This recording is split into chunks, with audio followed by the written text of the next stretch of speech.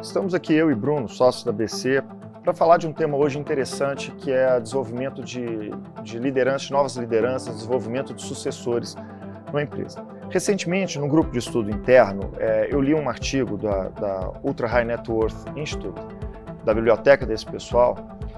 Na verdade, o artigo assinado por John Barron, e outras pessoas, e ele fala basicamente assim: o tema que eles abordam é o seguinte: bom, você ganhou dinheiro suficiente. A partir dessa quantidade de dinheiro, você começa a criar tensão familiar. Como lidar com isso? É um tema bem interessante. Na verdade, no mundo tem uma linha de corte que eles falam que as famílias wealthy são aquelas famílias que têm pelo menos 30 milhões de dólares de liquidez. E esse camarada e esse grupo, eles fazem uma abordagem em cima deste tema, e eles dizem assim: quando você chega neste patamar de 30 milhões, obviamente nós estamos falando aí de alguma coisa, isso não é rígido, né? Mas alguma coisa próxima a isso. Essas pessoas, é como se elas encerrassem um primeiro ato de formação desta empresa.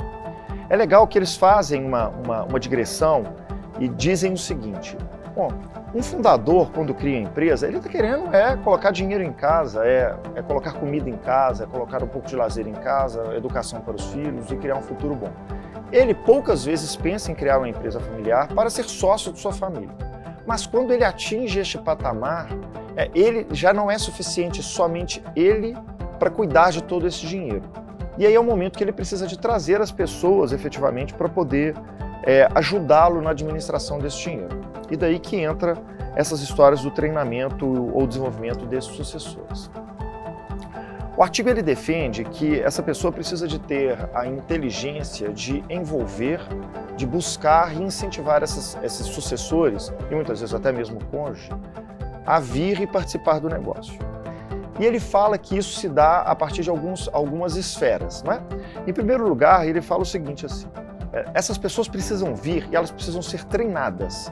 Então é interessante que elas tenham um papel ativo dentro do núcleo familiar, do núcleo empresarial muitas vezes, para que a partir disso essas pessoas possam se acostumar ao exercício do poder.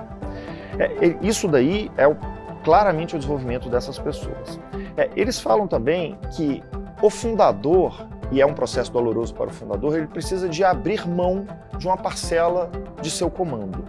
Ele precisa democratizar esse comando. Isso não é simples. Isso mexe com o psicológico, isso mexe com o exercício de poder, né? E aí, efetivamente, é quando a pessoa dá acesso a esses sucessores, né, e antecipa mesmo a sucessão.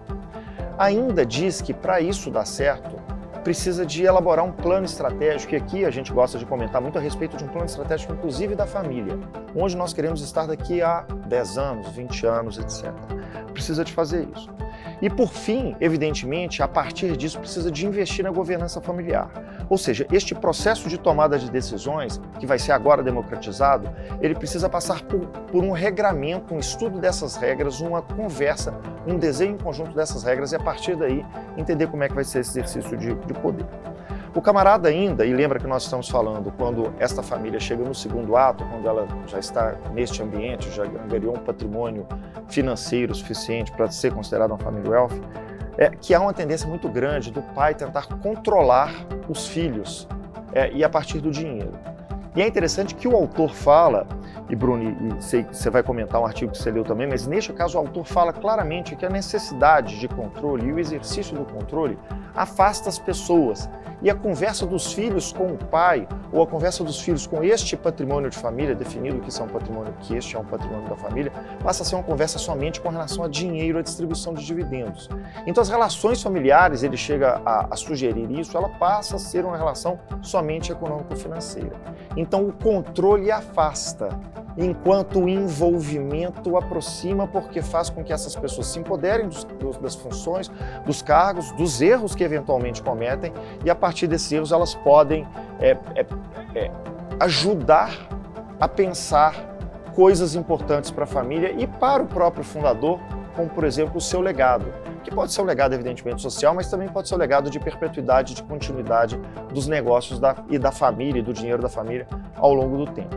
Então achei muito interessante que ele traz, além de trazer essa ideia de primeiro e segundo ato, esse autor e esses autores e esse texto, ele traz um caminho lógico e claro e que a gente intuitivamente vem entendendo aqui e tentando praticar com as famílias que a gente atende, de desenvolvimento desses sucessores para que o negócio seja longevo e para que as empresas não morram na velocidade que elas costumam morrer no Brasil e no mundo. Complementando um pouco do que você falou, Ronaldo, e pegando um pouco das ideias desses outros textos que eu li também nesse grupo de estudos, primeiro que o dinheiro, ele representa dentro de uma família muito mais do que simplesmente dinheiro. Ele às vezes é amor, ele às vezes é um relacionamento. Isso tem que ser levado em conta nessas discussões desse plano, né, de sucessão da família. É um plano muito mais complexo do que um plano de uma empresa, porque ele exatamente envolve essas outras nuances. Um outro ponto interessante que foi abordado sobre a preparação, né, dos sucessores é que, idealmente, essa preparação ela acontece na infância. Ela acontece no desenvolvimento da autoestima de cada um dos filhos, porque muito dificilmente um filho vai ser um sucessor de sucesso se ele não tiver autoestima. Como que ele vai, né, liderar uma família, como que ele vai liderar um negócio se ele não tem autoestima? E a autoestima ela é criada na época da infância. E se fazer, além da criação da autoestima, a criação de um ambiente propício para conversar sobre esses temas. O que eu vejo também de sucesso ou insucesso desses planos de sucessão e de sucessores, né, entrando dentro dos negócios, eles acontecem muito porque não houve conversa, não se dedicou tempo para se conversar sobre isso desde a infância, né, da primeira geração para a segunda geração. Então é uma relação de um CEO que também é pai, com um sucessor que também é filho, e que se esse ambiente de conversa ele não é criado, né, desde lá da infância, fica mais difícil de se fazer um plano de sucessão que tenha sucesso.